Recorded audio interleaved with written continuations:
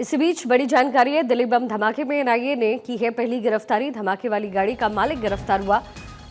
NIA ने दिल्ली से आमिर राशिद को अरेस्ट किया। जम्मू कश्मीर के पंपोर का रहने वाला है आमिर राशिद। आतंकी उमर का सहयोगी बताया जा रहा है। दिल्ली बम धमाके में एनआईए ने पहली अरेस्टिंग की है। धमाके वाली गाड़ी का जो मालिक था उसे अरेस्ट किया गया। एनआईए ने दिल्ली से आमिर राशिद को अरेस्ट किया है। जम्मू कश्मीर के पंपोर इलाके का रहने वाला है आमिर राशिद। आतंकी उमर का सहयोगी आमिर राशिद एनआईए के हत्थे चढ़ा है। गिरफ्तारी हुई है। ये पहली गिरफ्तारी है जो इस पूरे मामले में की गई है। आतंकी उमर का सहयोगी आमिर राशिद बताया जा रहा है, जिसे एनआईए ने अरेस्ट किया है। दिल्ली बम धमाके में एनआईए ने पहली गिरफ्तारी की है। जाहिर है जो अहम सुराग है वो आमिर राशिद के जरिए मिलेगी। इंदर यादव मेरे सहयोगी कनेक्ट हो गए। इंदर, क्या कुछ डिटेल इंफॉर्मेशन है?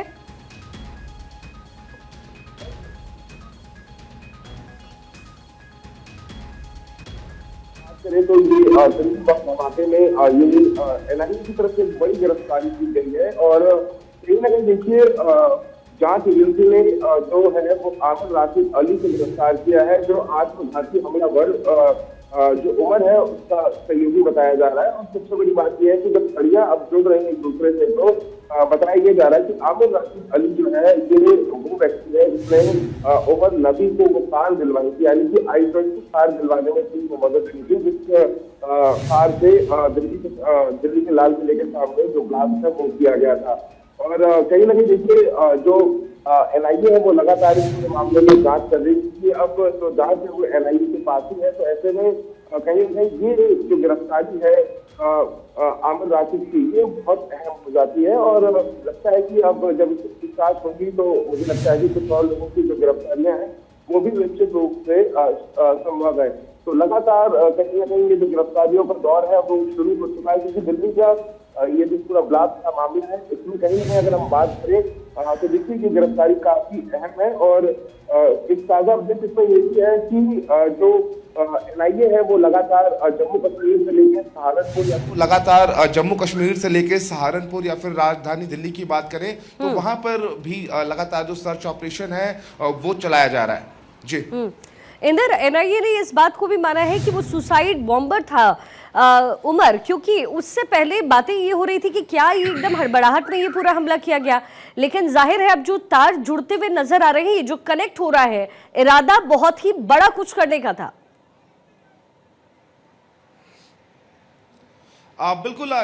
देखिए, अगर हम बात करें जिस तरीके से पहले ये कयास लगाए जा रहे थे कि ये जो पूरा सुसाइड बॉम्बर वाला मामला है, कहीं ना कहीं इस पे जो कह सकते हैं कि जो कड़ियां हैं वो साफ तौर से जुड़ नहीं पा रही थी। और ये कहा जा रहा था कि आनन फानन में इस ब्लास्ट को उमर ने अंजाम दिया था। लेकिन देखिए अब अगर हम बात करें जिस तरीके से इनके पास से 2900 किलो अमोनियम नाइट्रेट बरामद होता है और 32 गाड़ियों का जो जिक्र सामने आया है सूत्रों के हवाले से कि इनके पास वो 32 गाड़ियां ये लोग अरेंज कर रहे थे और देश में अलग अलग इन लोगों ने जहां पर रेकी की थी वहां पर ये फिदाइन हमला करना चाहते थे। ठीक उसी तरीके का हमला जिस तरीके से 26/11 में हुआ था और जिस तरीके से इन लोगों ने लाल किले के सामने i20 कार में आईईडी ब्लास्ट किया, इसी तरीके का हमला ये पूरे देश में अलग अलग जगह करना चाहते थे। चाहे हम मथुरा की बात करें, काशी की बात करें, फिर अयोध्या की बात करते हैं, या फिर फरीदाबाद की बात करें, या फिर देश की राजधानी Delhi constitution club, India gate या फिर रेड फोर्ट की बात करते हैं, तो ऐसा ही हमला ये लोग पूरे देश में करना चाहते थे। और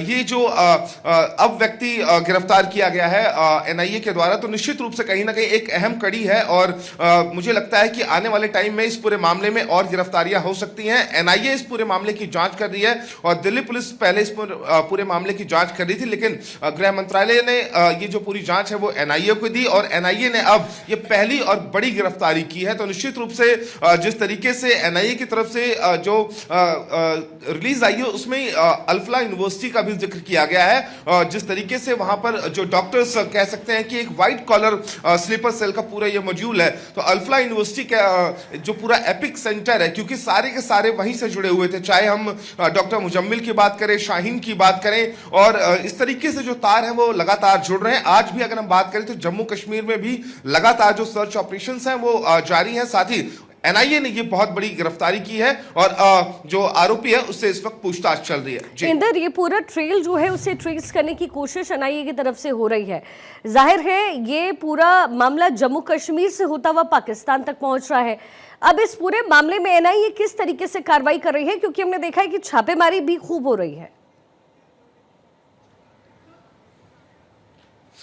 बिल्कुल, देखिए अगर हम बात करें कि जो पूरा मामला है इसकी जो साजिश है वो पाकिस्तान से ही रची गई थी। जैश ए मोहम्मद ने ऑपरेशन सिंदूर का बदला लेने के लिए ये पूरी साजिश रची थी और इसमें देखिए बड़ी जो कह सकते हैं कि एक बड़ी कार्रवाई जो है इस वक्त पूरे देश में चल रही है, जिसमें यूपी एटीएस से लेकर एनआईए और आईबी या फिर हम बात करें जो क्राइम ब्रांच है, हरियाणा पुलिस है, जम्मू कश्मीर पुलिस है। और जम्मू कश्मीर पुलिस की तरफ से देखिए एक ताजा अपडेट ये भी है कि अब एसआईए इस पूरे मामले की जांच कर और जम्मू कश्मीर पुलिस ने भी इस पूरे मामले में एक एफआईआर दर्ज की है। एसआईए की एंट्री हुई है, एसआईए भी जांच कर रही है इस पूरे मामले में। तो देखिए ये व्हाइट कॉलर स्लीपर सेल्स का जो पूरा मॉड्यूल है इसमें और भी लोग हैं। किन किन लोगों से ये जो आतंकी हैं, चाहे हम मुजम्मिल की बात करें, शाहीन की बात करें, ये किन लोगों से मिलते थे, कहां कहां ये लोग गए और किन किन लोगों से मिले और क्या इनके जहन में था, कहां कहां पर ये इस तरह की घटना को अंजाम देना चाहते थे।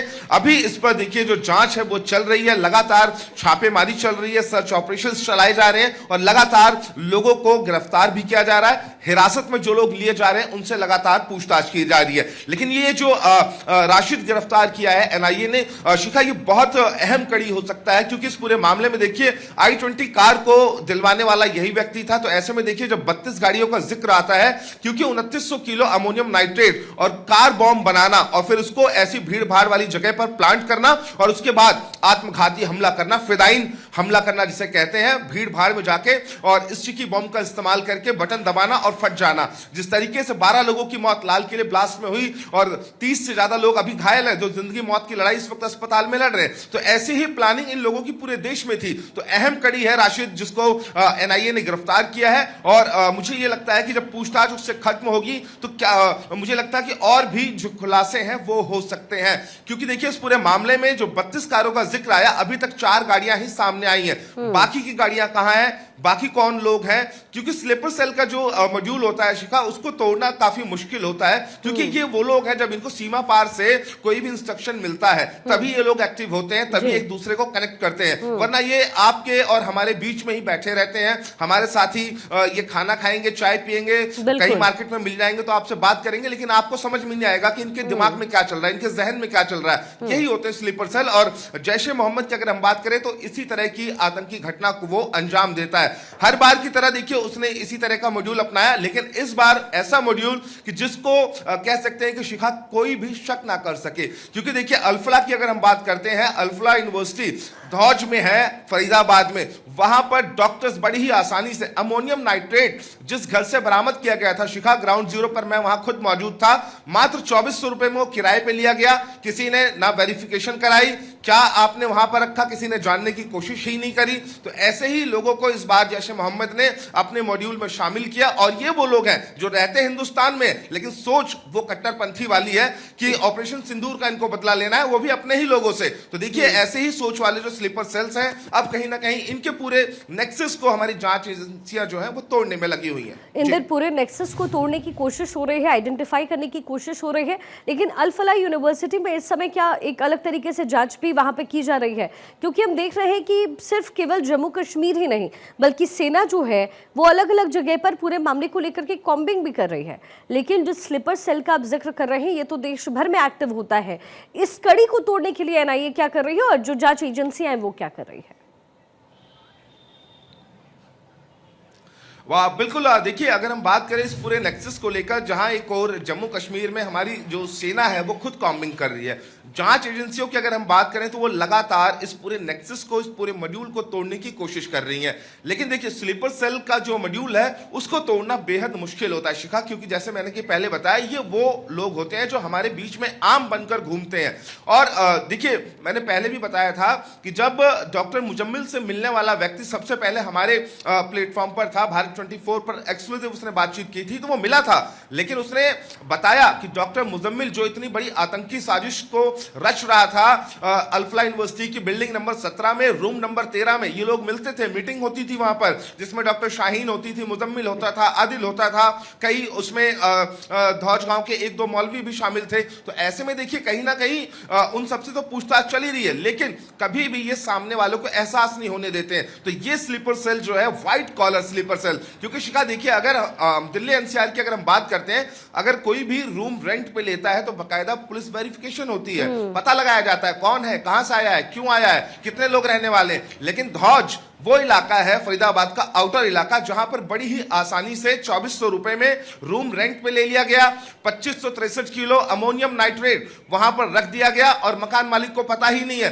हालांकि वो जो हाजी इस्ताक है वो भी इस वक्त पुलिस की गिरफ्त में है। पुलिस उससे लगातार पूछताछ कर रही है कि आखिरकार वो डॉक्टर मुजम्मिल को जानता कैसे था, कैसे मिला, कहां पर ये लोग साथ में नमाज पढ़ते थे, कौन सी मस्जिद में आते जाते थे, कौन कौन लोग और संपर्क में थे। तो ये पूरा जो नेक्सस है, पूरा मॉड्यूल है जैश ए मोहम्मद का, इसको लेकर जांच एजेंसियां तोड़ने का पूरा काम कर रही है। इसमें UP ATS, Jammu Kashmir police, SIA, NIA, IB, सभी जांच एजेंसियां लगी हुई हैं और जैसे जैसे ये जांच आगे बढ़ेगी और गिरफ्तारियां संभव है इसमें। जैसा कि हम दोनों ने जिक्र किया है इंदर कि इस ट्रेल को ट्रेस करना इतना आसान नहीं होगा, और ये जो गिरफ्तारी हुई है इंदर, वो कहां से हुई है, किस जगह से हुई है, और क्या उस एरिया में अभी भी सर्च अभियान चलाया जा रहा है?